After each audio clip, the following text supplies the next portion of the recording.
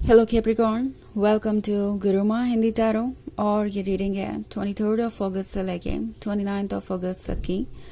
तो चलिए देखते हैं आपके लिए क्या मैसेजेस है इस वीक में और आप क्या एक्सपेक्ट कर सकते हैं अपनी लव लाइफ में। Messages for Capricorn.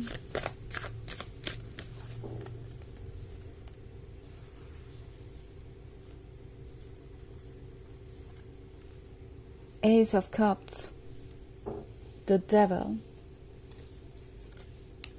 the Empress, Seven of Pentacles, and Four of Wands. Okay. So हमारे पास है Four of Wands. Four of Wands के होने का मतलब है कि फाइनली आपको कमिटमेंट मिलने वाला है। फाइनली मैं इसलिए कह रही हूँ क्योंकि शायद आपने इसके लिए काफ़ी लंबा इंतज़ार किया है। अगला ही कार्ड सेवन ऑफ पेंटिकल्स का है। तो मे बी आप इस रिलेशनशिप में ऑलरेडी बहुत सारा टाइम, लव और अटेंशन इन्वेस्ट कर चुके हैं। आपने बहुत कोशिशें की है और आपने बहुत पेशेंस भी रखा है। सो फाइनली ये पर्सन द एम्प्रेस को नोटिस कर रहा है।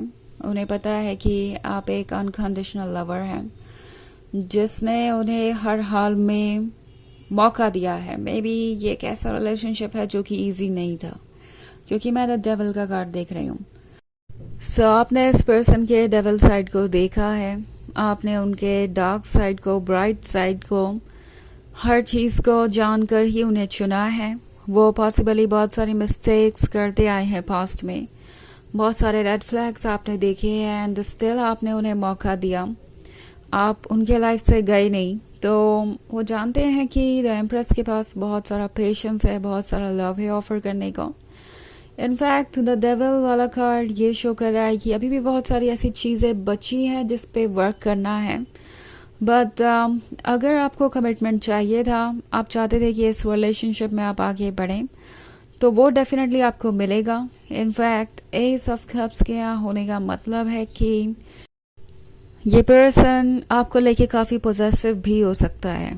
ओके इन्हें इनकी ब्लेसिंग चाहिए। उन्हें लगता है कि आप उन्हीं के लिए बने हैं और उन्हीं को बिलोंग करते हैं।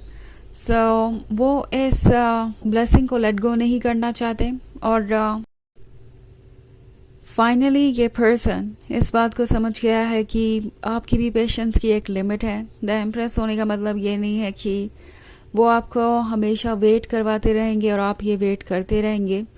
उन्हें कोई ना कोई प्रॉमिस आपको देना पड़ेगा, उन्हें आपको भी समझना पड़ेगा, उन्हें आपको आपका स्पेस देना पड़ेगा ग्रो करने के लिए। बिकॉज अगर वो ऐसा नहीं करते हैं तो हो सकता है कि उन्हें ये एस ऑफ कप्स लूज़ करना पड़ जाए, ये ब्लेसिंग लूज़ करनी पड़ जाए, और वो जानते हैं कि आपका रिप्लेसमेंट वो ढूंढ नहीं पाएंगे। ओके ऑफ कोर्स ये एक जनरल रीडिंग है, तो ये सबसे रेजोनेट नहीं होगी। एनर्जी रिवर्स हो सकती है अगर आप क्रॉस वॉचर है तो।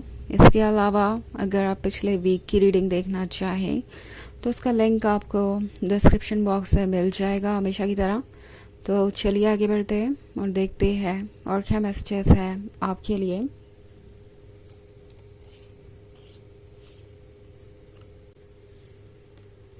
King of cups, Page of Pentacles, Ace of Pentacles, and Four of Cups. Okay. So, Page of Pentacles का कार्ड है। I think finally कोई हिम्मत जुटाने वाला है आपको कमिटमेंट देने की, क्योंकि हिम्मत की ज़रूरत है इन्हें। ये जानते हैं कि ये पूरी तरीके से प्रिपेयर्ड नहीं है कमिटमेंट के लिए। ओके ये बनना तो चाहते हैं किंग ऑफ कप्स, बट उन्हें लगता है कि इसके लिए उनके पास इनफ फ्रीडम नहीं है, ज़्यादा रिसोर्सेज नहीं है। और इस वक्त आपका पर्सन ये सोच रहा है कि क्या वो आपको ऑफर कर सकते हैं। सो बेसिकली ये भी एक ऑब्स्टेकल है इनके लिए कि ये चीज़ें कैसे सॉर्ट आउट करेंगे। बिकॉज एस ऑफ पेंटिकल्स के साथ कुछ मांगना यूनिवर्स से और उस चीज़ का मिल जाना और फिर उसे संभालना बिल्कुल ही अलग बात है। अब ये पर्सन ये महसूस कर रहा है कि अगर उन्हें यह कमिटमेंट चाहिए तो उन्हें आपको ये शो करना पड़ेगा कि वो आपके रिस्पेक्ट के काबिल हैं। ऑल्सो 4 of Cups के साथ ये पर्सन कुछ ज़्यादा अकेले रहना पसंद नहीं करता,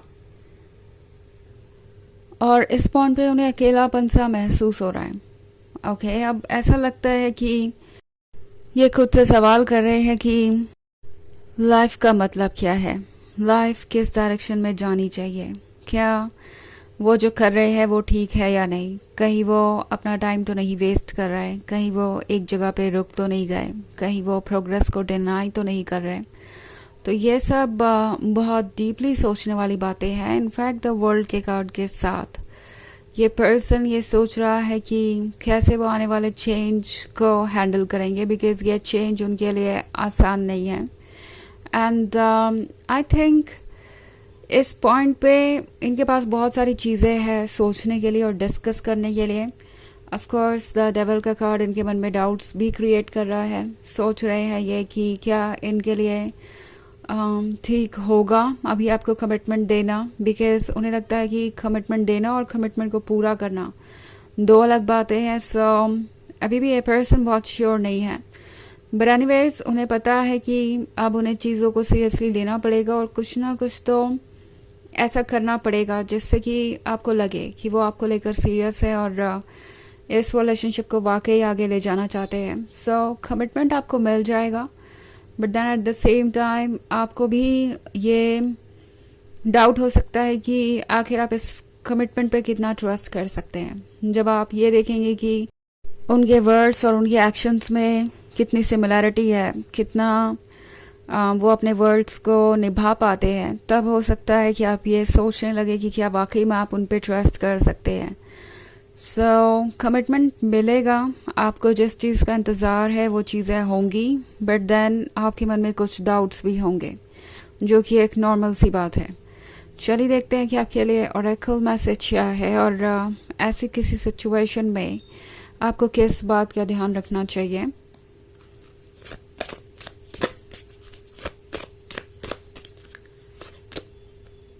रन विद वॉल्व्स।